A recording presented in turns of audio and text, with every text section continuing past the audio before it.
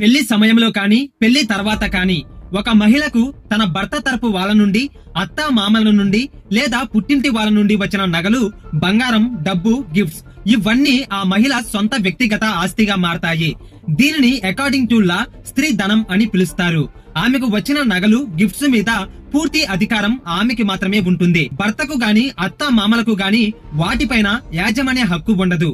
Supreme court స్పష్టంగా చెప్పిన విషయం ఏమిటంటే, ఒక మహిళకు వచ్చిన నగలు ఆమె వ్యక్తిగత ఆస్తి. ఆమె తన ఇష్టానుసారంగా వాటిని అమ్ముకోవచ్చు, దానం ఇవ్వవచ్చు, లేదా ఎలా కావాలంటే అలా ఉపయోగించుకోవచ్చు. దీనికి భర్త అనుమతి అనేది అస్సలు అవసరమే లేదు.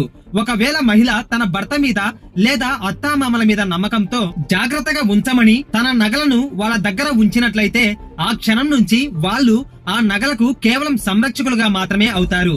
అంతే తప్ప యజమానులు అస్సలు కాలేరు.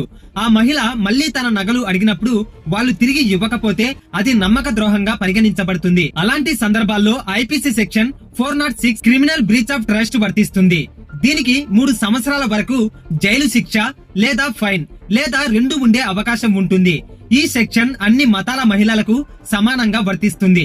అంతేకాదు, ఒకవేళ భర్త లేదా అత్తమామలు నగలు తిరిగి ఇవ్వకుండా వేధిస్తే protection of women from domestic violence act 2005 కింద కోర్టును ఆశ్రయించి నగలు తిరిగి ఇవ్వమని లేదా వాటి విలువకు సమానమైన పరిహారం ఇవ్వమని ఆదేశాలు తీసుకోవచ్చు. ఈ చట్టం కూడా ప్రతి మహిళకు వర్తిస్తుంది.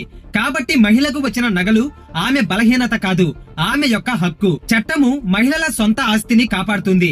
మీ హక్కులు మీరు తెలుసుకోండి, అవసరమైతే చట్టాన్ని ఉపయోగించుకోండి. ఇటువంటి మరిన్ని లీగల్ ఇన్ఫర్మేషన్ కోసం ఇప్పుడే ఫాలో అయిపోండి.